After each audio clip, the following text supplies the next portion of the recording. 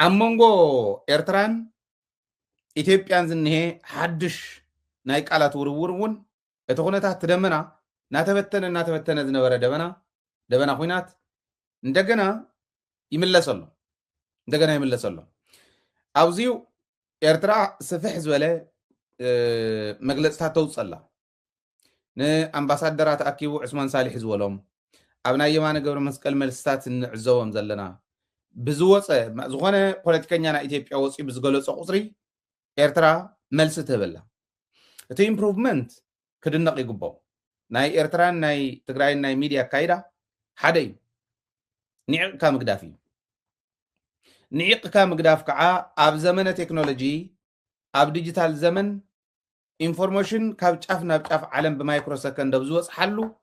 ህዝቢ ክዛባዕ ይኽእል ካዘይ ምሕሳብ እሽነት ይዝኸው ንዕቅካ ይግደፍን ሕድሕድ ናይ ዲፕሎማሲ ተርም ክትርጎም ኣለዋ ሕድሕድ ናይ ሚድያ ኸይዲ መልሲ ክወሃብ ኣሎ ወይ ለእዛ ኣምናን ኤርትራ በዚ ዝሓሹ ኮይኖም ረኺበዮም ኣለዉ ኣብ መግለጽታት ጽቡቕ እዮም መንግስትና እውን የመሓይሽ ኣሎ ንኣብነት አንቶ ዝሕለፍናዮ ናይ መንግስት ኮሙኒኬሽን መልሲ ግልጽ መጠንቀቕታ እዩ ግልጽ መልእኽቲ ነቶም ንጽባሕ ዝካየድ አዲስ አበባ ዝካየድ ዝበልዎ ሽርሓዊ ናይ ፕሮፓጋንዳ ናይ አብይ አሕመድ ናይ ፕሮፓጋንዳ መሳርሒ ኮይኖም ክወጽሉ ዝደለይዎ ናይ ሽርሒ ሰልፊ ንዕኡ ግልጽ መልእኽቲ ሕሊፍ እዩ መንግስት ትግራይ ኣመሓይሾም እዮም ዝብል እምነት ኣለኒ ኣብ ሚድያ ተስፋ ኣለኒ ኣብ ሚድያን ዲፕሎማስን ከም መሓይሽ እዮም ዝብል ተስፋ ኣለኒ እዚኣ እንተ ገይሮም ክንዕወት ኢና ታድኽመትና ንሳ ስለ ዝኾነት ሚድያን ዲፕሎማስን ዘሎ ድኽመትና ተሸፊና ኣብ ካሊእ ማ ይኽእሉና ጭዃሮ ሒዝና እንተወፈርና እውን ብልምዓተ ይወዳደሩና ቢሮ ሒዝና ናብ ካሊእ ፖለቲካዊ ስራሕቲ ፖሊስ ቀሪፅካ ዓዲ ምዕባይ እንተኸድና እውን ኣይቃመሩና ኦኬ ብረት ሒዝና እንተተቃለስና እውን ኣይቃመሩና ታድኽመትና ኮሙኒኬት ዘይምግባር ስራሕና ኮሙኒኬት ይንገብርን ዝበፅሓና ዘሎ ኮሙኒኬት ይንገብርን ዓቕምና ኮሙኒኬት ይንገብርን እዩ ማለት ካብኡ ንምሃር ኤርትራ ሕዚ ላዕላውነት ናይ ኤርትራ ጥሒሶም ባሕሪ ኤርትራ ክሕድጉ ኣካል ኤርትራ ዝኾነ መሬት ኤርትራ ጥሒሶም መሬት ኤርትራ እውን ክሕድጉ ዝኸዱ ዘለዉ ናይ ኢትዮጵያ ፖለቲከኛታት ሚድያታት መራሕቲ ኢና ባህልቲ ኣደብ ክሕዙ ይግብኦም እያ ትብል ነዚ ኢትዮጵያ መልሲ ትህብያ ኤርትራ እውን ነቱ መልሲ ትቦ መልሲ እናሃበትላ ቃላት ውርውር እንዳገበሪኦም ዝኸዱ ዘለዉ ናይ ዚኣተን ሰመራይዝ ገይረ ከቕርበልኩም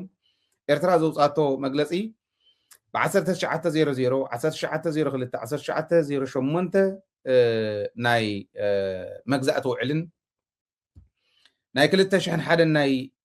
ኣልጀርስ ስምምዕነትን ድንበር ኤርትራ ኣበይ ምዃኑ ፍሉጥ እዩ ድንበርና ጥሒስኩም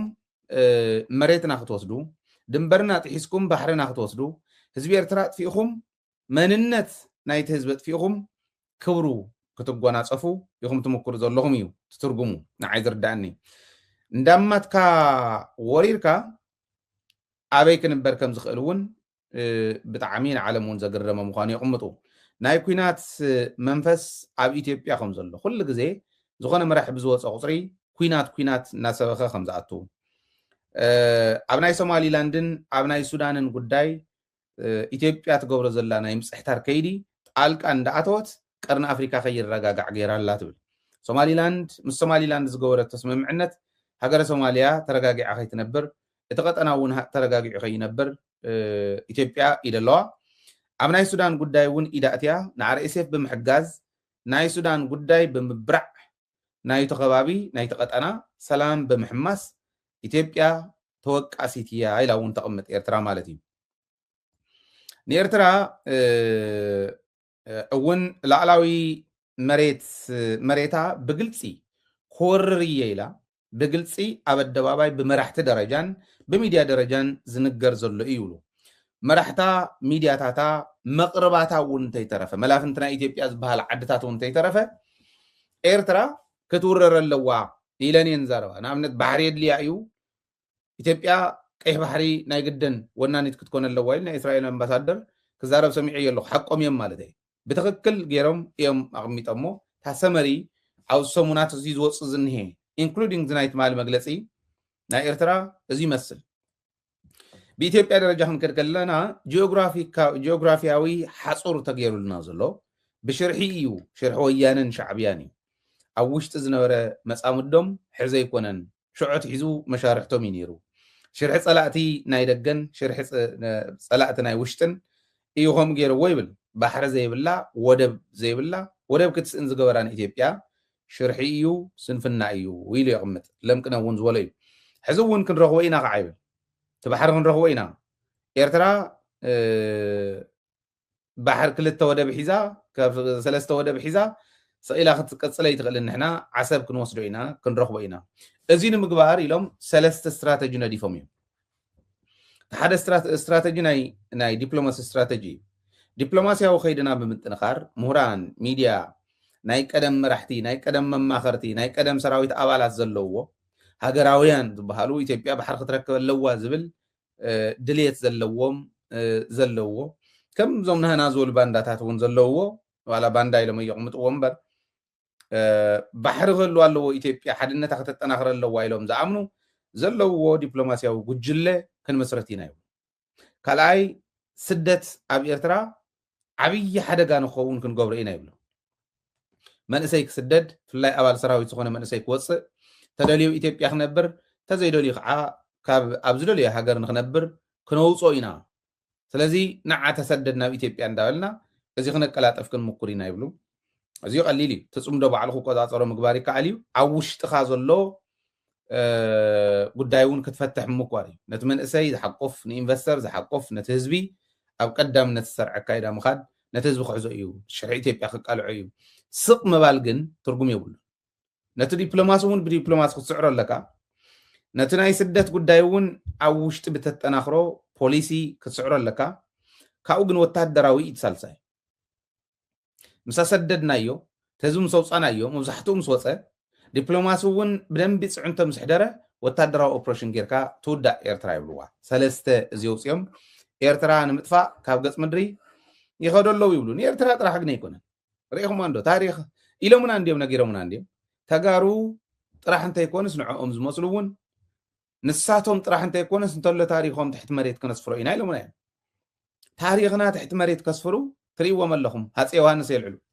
نهاتس يوهانس يصرفو قدما ما يتعامتات زموتو سباي نهاتس يوهانس تاريخ زي قوروو بهزبو خصلو يقورووهم تقراواي سلو زخوني نهاتس يوهانس ريساس تلعيلو أنا ويانا إيه يبلن أنا حوحات يبلن حوحات سألينا عن دابله بشم حوحات انتلهم مقابر زعاتو ولدنا قدما ما يتعامتات زموتو يلعلو له نزي أمون تحتي اتساب كوعيت خوص زخيل ناي مقابر تلقت كسفروهم يم زخر زلو نعنا طرح يكونن نهلوات طرح يكونن اوكي تاريخ تግራይን ተጋሩን طرح يكونن ኤርትራውያንን ታሪኾምን ውን ይዝغير زلو نحنا ተጋሩን ኤርትራውያንን عشነት አምንታይ ከም ዘጽንሐና ንፈልጠይና አምንታይ ደረጃ ከም ዘጽንሐና ንፈልጠይና ነንባዕልና እንዳተ በዳልና ኢና መጺና ሕዚ ከዓ ሕሉፍ ሓሊፉ جينوسايد أبلعلي حاتم يوم فتصيمه لذي زيا بدم بغيرهم كحسيهم زبل إمنة اللني تصمدوا تناخيرنا سلام كل تي حزب الرجاجتنا لمعات كل تي حزب الرجاجتنا ديمقراطايز غيرنا اتغبابي نتحدث نخنا يتحدث على أي خون غيرنا حابير كام من الله سخول له حزي تتفانين كا قلنا خمسة من داخل كايكون قلنا خمسة من داخل كايكون بحد خوينكا ناي تግራይ ጸላይ ናይ ኤርትራ ጸላይ ናይ ኤርትራ ጸላይ ናይ ትግራይ ጸላይ ይልካ ብተግባር ኣብ መሬት ብዝትርጎመሉ መልክዑ ክየድ ክእሎ ናይ ዚኣ መረጋገጺት ምዕራብ ትግራይ ኣብ ቀረባ እዋን ምዕራብ ትግራይ ክንምልስ ኢና ንኸድ ዘለና ምዕራብ ትግራይ ክምለስ ከሎ ጸለምቲ ክምለስ ከሎ ትግራይ ላዕላውነታ ከተረጋግጽ ከላ ኤርትራ ትገብሮ ዝተዋጽኦ ኣብ ናይ ጽምዶ ኸይዲ عبي ترقم زلوا نجار خمسي أيتتراتر زيو نبزحات تتالي لهم زخدو تصريح لهم بدن بتتالي لهم زخدو نبضهم كمل سامي إرتراويانون تجارون حدا قلنا لنا أنتلنا نقدن حدا هاجر كتكون لك مالت يكون حدا مخان مالت أب تحت حدا government مخان مالت وين يكون زلنا نحجزهم زلوهم زحجزنا أبصقهم من وصح لهم وبصقمنا زوصح لنا نجرجن حلف تاريخنا مليسنا نبر شفينا زي نحلف انت خوينا طرح إن أنت لا تنعوتنا بزي أيام كشلكوكو شلاخ تقريفنا لهم حزي نعا انداس فحيهم زخدو ساعتها خلتهم شلاخ زي مقداف كعاتا ملسي لذي زي اخن قبر كنكل لنا تنايك على تورور جن يزلغ له كاو كلن العلي استراتيجينا ايثيوبيا دبلوماسياوي عنوت سدت وتادراوي اوبريشن بمغبار ኤርትራ ክነጥፋ አይና ዝብል ካብ ገጽ ምድር ንኸጥፉ ዝኸድዎ ዘለዉ ክያዶ ዕሪኻ ክሕሰበሉ ክእል ኣለዎ ቅንጅት እውን እቲ ጽምዶ ማለት እየ ተጠናኺሩ እንተኸይዱ ክምልሶ ስለ ዝኽእል ብደንቢ ተሓሲቡሉ ክስራሕ ክኽእል ኣለዎ እዩ ካሊእ ሙሴ ተሓሒዞም እንታይ እዮም ዝብሉ ካብ ናብ ግብፂ ቅድሚ ምእታውና ኣብ ምዕራብ ትግራይ ወልናትና ምዕራብ ትግራይ ክምለሰ ኣብ ኤርትራ ንወድእ እሞ ካብ ኤርትራ ክሳብ ሱዳን ዝተዘርግሐ ኣካይዳ እኒሄ ካብ ኤርትራ እስካዕ ሱዳን ዝተዘርግሐ ህዝቢ ብግድ እናቐጥቀጥካ ደቁ እናሕደግካ ኤርትራን ሱዳንን ትግራይን ሰለስቲአን ኮይነን ብምዕራብ ትግራይ ይመፃን ኣለዋ እዩ ዝብል ሕዚ ንኤርትራ ዝኸሳ ከም ዝትገብረላ ክብል ከሎ ኦፕሬሽን ክንገብር ኢና ብሰለስተ ስትራቴጂ ኣፕሮች ክንገብሮ ኢና ክብል ከሎ እዚ ዲዛይን ገብሩ ከለው ታ ምክንያቶም ኣብ ምዕራብ ብምዕራብ ኢትዮጵያ ብቤንሻንጉል ኣቢሉ ዝመፃኒ ዘሎ ሓይሊ ሱዳን ኣይኮነን እዩ መንዳ ንሓንሳብ ወያነ እዩ ይብልዎ ኣርሚ ሰብዓ ዝበሃል ይብሉ እንተ ሓተይ ኣርሚ ሰብዓ እኮ ሓደ ኣርሚ እዩ ተልካዮም ኖ 13 ዝበሃል ለይተወሰኸን 13 ደኣሞ ዘይኣተወ ንሱዳን ኣብዚ እንዲ ዘሎ እንተልካዮም ከዓ እወ ሱዳንን ኣርሚ ሰብዓን ኮይኖም ሙሱዳንን ኣርሚ ሰብዓን ኮይኖም እንተኮይኖም 12 ኣርሚ ኢኹም ኣቕሪብኩም ክልተ እዚ ይቐሪቡ ካሊእ እኳስ ካብ ወለጋ ተወሲኹ ከምዚ ዝውድኡ ሰራዊትኩም ተልካዮም ኤርትራ ኮላቶ ስለዚ ኤርትራ ትግራይ ሱዳን ኮይነን ብሓንሳቤን ዝመፃኒ ዘለዋ ይብል እሞ ካብ ኩምሩክ ሕዚ ትማል እውን ኢለኩም እየ ሕጂ እውን ጉያ እያ እኒኣ ናብ ኣሶሳ ስለዚ ኣሶሳ ኣብ ሓደጋ ኩናት ኣብ ሓደጋ ውግኣት ትወድቐላ ክንዱ ዝኣክል ስግኣት ይኒህዎም እዚኦም ንኤርትራ ዝፈርጅዋ ዘለዉ ክብለኩም ደልየ ካብኡ ግን ኤርትራ ክንደይ ኣርሚ ኣሳትፋትልኩም ትግራይ ከክንደይ ኣርሚ ኣሳትፋትልኩም ሱዳን ከክንደይ ኣርሚ ኣሳትፋትልኩም ሱዳን እኮ በዓላ ዓርሳ ክኢላስ ትህድሞ ዘላ ነት ፀላኢ ናይ ጎረቤት ሃገርን ናይ በዓላ ሽፍታን ብሓደ ኮይኖም ስለ ዝወግዋ በዓላ እትዋጋእ ዘላ ኤርትራ የላን ሱዳን የላ ምን ትግራይ የላን ሱዳን እያ ትዋጋእ ዘላ ኢትዮጵያ በዓላ እውን ትወጋእ ስለ ዝነበረ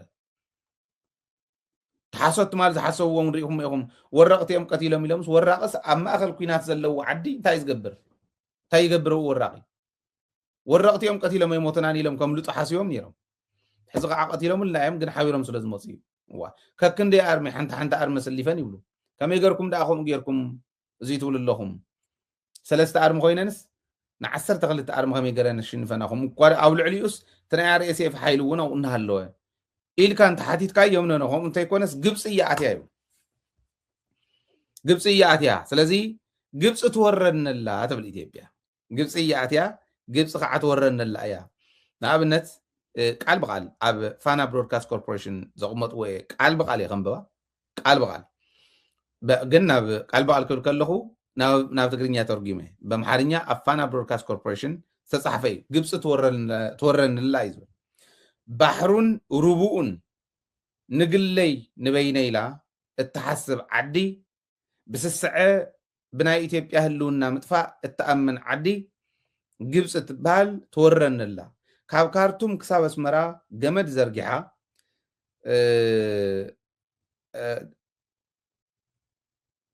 ግልፅን ስውርን ካብ ካርቱም ክሳብ ኣስመራ ገመድ ዘርጊሓ ግልፅን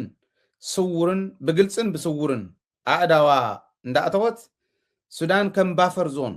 ከም ናይ ሴፍቲ ዞን ባፈር ዞን እናቆፀረት ንሱዳን ናይ ሱዳን ኩናት እውን ኩናት ሕድሕድ ናይ ሱዳን እውን ኣትያ ናይ ግብፂ ቴክኖሎጂ ብደንቢ ገይረን እንዳዓለላሉ ከም ዘለዋ ይገልፅ እሞ ንግብፂ እቲ ናይ ሱዳን ጉዳይ ሽሻይ ይኮይኑላ ንኢትዮጵያ ንክትወቅዕ ደካማ ሱዳን እያ ትደሊ ግብፂ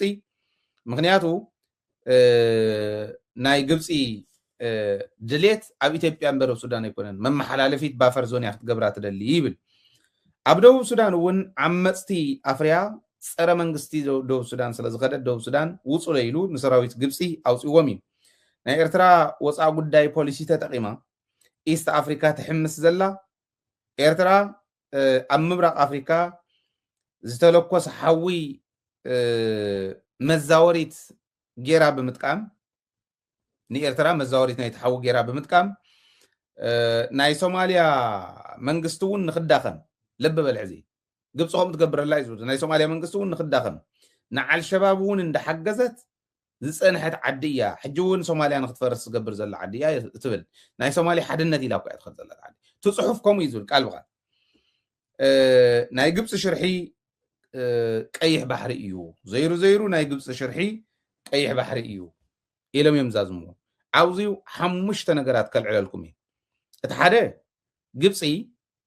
ኢዳ እትያ ስለ ዘላ ቴክኖሎጂ እንዳሃበት ግብፂ ኢዳ እትያ ስለ ዘላ ኢና ንሰዓር ዘለና እዩ ዝብል ብምዕራብ ብቤንሻንጉል እዚ ሕዚ ግብፂ ኢዳ እትያ ምዃና መርትዖ የቕረበን ኣየናይ ቴክኖሎጂ ናይ ግብፂ ግብፂ ዝተቀየመና ትኾን እያ ትዳም ስለ ዘሎ ዝብል ህዝቢ መላዓዓሊ ብናይ ሓሶት ፕሮፓጋንዳ ህዝቢ ከላዓዕሉ ዝምክርዎ እንተዘይኮይኑ እንታይ እያ እታ ኤቪደንስኩም ግብፂ ከም ዘላ ተልካዮም የብሎም ኣይ ሱዳን እኮ ትጥቀም ዘላስ ናይ ግብፂ ኣየራት እየን ኣበየሎት ናይ ግብፂ ኣየር ዝብል ናይ ግብፂ ኤርፎርስ ዝብለሎ ድዩ ናይ ግብፂ ድሮናት እየን ናይ ግብፂ እየን ዝብለለዎ እንድዩ በበይ ረኺብኩመን ሱዳን እንዳኻበይ ምፅያ ገዚኣቶ ይብለክ ሃገር እኮ እያ ሱዳን ናይ ባዕላ ናይ ውሽጣ ሕማም ኣለዋ ኢትዮጵያ እውን ናይ ባዕላ ናይ ውሽጣ ሕማም ኣለዋ ኢትዮጵያ ድሮን ክትገዝእ እንተኽኢላ ኢትዮጵያ ኤርፎርስ እንተሃሊዋ ሚሳይላት እንተሃሊዋ ሱዳን ዘይህልወላ ምክንያት እንታይ እንዶም ሱዳን ብዝበለፀ ወደብ እውን ስለ ዘለዋ ብዙሕ ነገራት ሒዛ ክተምፅእ ትኽእል ዓዲ እያ ተኻርያ ኣይኮነት እንተምፅእ ዘላ ኢትዮጵያ ንክራይ እትኸፍሎ ናይ ወደብ ክራይ እትኸፍሎ ነፅዋሪ ኣኽላ እዩ 2.5 ቢልዮን ዶላር ብዓመት እያ ትኸፍል እዚኡ ዝኣክል እንድሕረ ምፅያ ሱዳን ዳርጋ ናብ ትሪልዮን ተቃረበ ማለት ኮይኑ 2.5 ማለት ባዝሕዎ ዳርጋ ልዕሊ ፍርቂ ትሪልዮን ይኾነ ኣሎ ብገንዘብ ብቅርሺ እንድሕር ኮይኑ ማለት እየ ኦኬ ስለዚ ከምዚዩ ኢሎም ዘውፅዎ ዘለው ግብፂ ስለ ዝኣተወተ ኣይኮነን ምልክት የብሎምን መርትዖ የብሎምን ክትኣቱ ትኽእል እያ ዝብል ፕሮፓጋንዳ እዩ ማለት እዩ ካልኣይ ዝደኸመት ሱዳን እያ ትደሊ ይብል ሱዳን ትትዳኸም ተላ እኮ እያ ግብፂ ትዳኸም ጠንካራ ሱዳን ግን ጠንካራ ኣላይ ትኸውን ናይ ግብፂ ማለት እዩ እዚ ግብፂ ክትጥንክር እንተኮይና ሱዳን ክትጥንክር ኣለዋ ዳትስ ዋይ ግብፂ ዲፕሎማቲክሊ ንሱዳን ትሕግዛ እቲ ፖለቲካ እውን ኣይተረድእዎን እቲ ዲፕሎማሲ ከመይ ከም ዝሰርሕ ኣይተረድእዎን بعقم درجة السودان تدلدلا إثيوبيا كم دلا يا جيرا كنن قصا يتغل نفتو دامون انتون دخمت السودان تدل إثيوبيا برغب سيكونتن بالي الثالثاي إرترا مزاوري تحونا يقرن أفريقيا أياي إرترا سلام يمزلو لي دبلنا ينورن قدامي تግራይና ተጨፍጨፈ ተብዝ ነበረትሉ በቃ መንግስትን ህዝብን ኤርትራ ሰላም ከም ዝደሊ ተዓዚብና ኣለና